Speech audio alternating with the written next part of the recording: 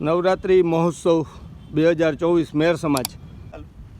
તો આપણે હરદાભાઈને મળીએ અને વાત કરીએ, બરાબર, કે આપણે મેર સમાજની ગરબીમાં અટાણે કેટલું માણસ થાય અને કઈ રીતના બધી સુવિધા છે, બરાબર. તો હરદાભાઈ, આપણી એક દિનનું કાયમીનું કેટલુંક માણસ થતું છે?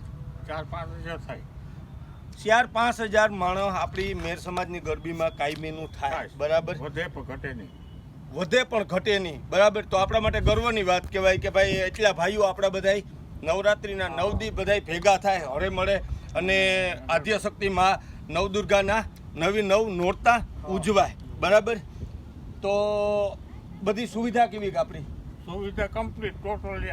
આ બાજુ લેડીઝ, આ બાજુ જેન્ટ્સ, આ બાજુ કોઈ જેન્ટ્સ ન જાય, આ બાજુ કોઈ લેડીઝ ના આવે, બરાબર. ફૂલ સુવિધા. અને અત્યારે 6000 તો ખુરશી છે અંદર. ઓહો. બેડ લાઇટું બાઇટું બધું કોઈ ખામી કાંઈ કોઈ જાતની ખામી. અહીંથી આવે એટલે બાયું આમ હોઈ જાય, બરાબર. લેડીઝ ટોટલી આમ હોઈ જાય, જેન્ટ્સ ટોટલી આમ હોય. પાછા જે લેડીઝ બારોબારી કરી ભેગા થાય, અંદર કોઈ ભેગા ના ભેગા ન થાય. જે રીતના આપણે હરદાભાઈને મળ્યા એ રીતના કે 100,000 ખુરશીઓ માલિકો ઓલરેડી છે, બરાબર. અને આ લેડીઝ માટે જવાનો રસ્તો છે અને આ જેન્ટ્સ માટે અંદર કોઈ એકબીજાને ઇન્ટર અલગથી થઈ અને જવાય છે, બરાબર. તો હું તમને અંદરના દ્રશ્ય દેખાડા કઈ રીતના સ્ટેજ છે, કઈ રીતના ગોઠવણી છે. તો હાલો આપણે. તો દોસ્તો, આપણે ઇન્ટરનેશનલ સુપ્રીમ કાઉન્સિલર આયોજિત નવરાત્રિ મહોત્સવ 2024, બરાબર. તો આ આપણા મેર સમાજનું સ્ટેજ છે, બરાબર. અને જુઓ તમે આ બધી સુવિધા, 100,000 માણસની ઓડિયન્સ કાયમી. હરદાભાઈ, આપણે કેટલા વર્ષ ત્યાં ગરબી થાય? આપણે લગભગ કેટલા પહેલા તો 23 વર્ષથી. બરાબર. 23 વર્ષથી થાય. તો આપણા વડીલોની, જો કે આપણા માવતીરજ છે, બરાબર, મળીએ અને પૂછીએ કે આપણે કેટલા વર્ષથી આ ગરબી મેર સમાજની, બરાબર, કરતા આવીએ. તો કેટલા વર્ષ થયા? બરાબર, 23 વર્ષ થયા આપણી મેર સમાજ. આપણે કોરોના કાળ દરમિયાન 2 વર્ષ બંધ. કોવિડ હતો અને કોરોના કાળ હતો ત્યારે જ બંધ રહીશ, બરાબર.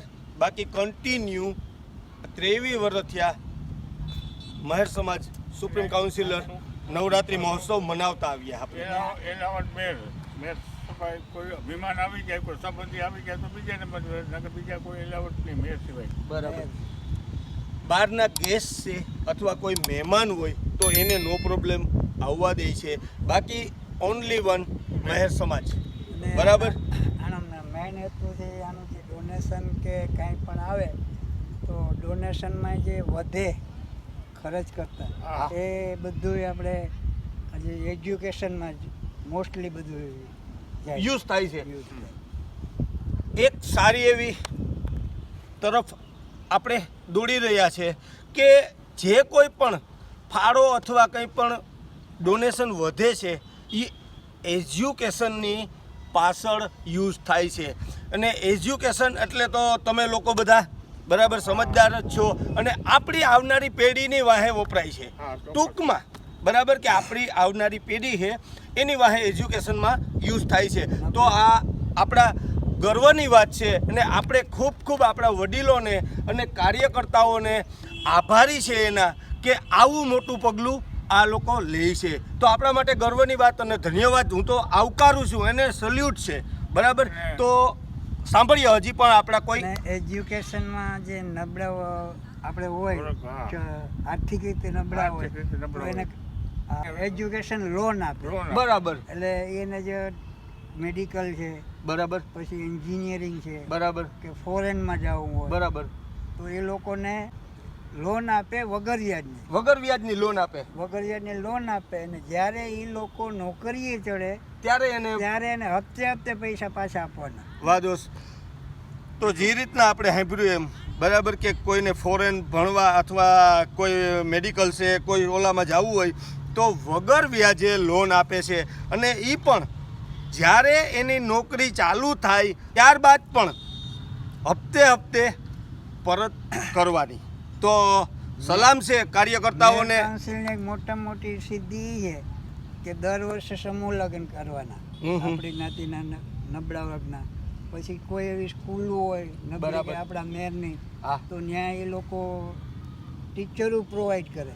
બરાબર. હા હા ગામના અમુક ફાળા આપે ને પછી એમાં ટીચરો. પછી કૃષિ મેળા છે, હા હા કૃષિ ટૂર છે બરાબર. ખેડૂતને. ઈ હા આપણા free. ખેડૂત મિત્રો માટે કે આપણા બધા મોસ્ટલી મેર સમાજમાંથી આવેલા બધા પણ ખેડૂત જ હોય છે વધારે પૂરતા. બરાબર ને એજ્યુકેશનમાં તો આપણી ઘણા આગળ છે છતાંય પણ બરાબર. તો આવું હંમેશા કરતા રહે માતાજી, હંમેશા માટે લીરબાઈમાં આપણી બધાની સળતી રાખે અને કાર્યકર્તાઓને હંમેશા માટે આવું પગલું લેતા રહી. ધન્યવાદ. જય હિન્દ, જય માતાજી. અને આ પટાંગણ છે કે ના બધા ખેલૈયા બધાય બરાબર આ પટાંગણમાં ખેલૈયા રમતા હોય છે અને ભરચક ઓડિયન્સ બહારની સાઈડ બેઠેલું હોય છે બરાબર.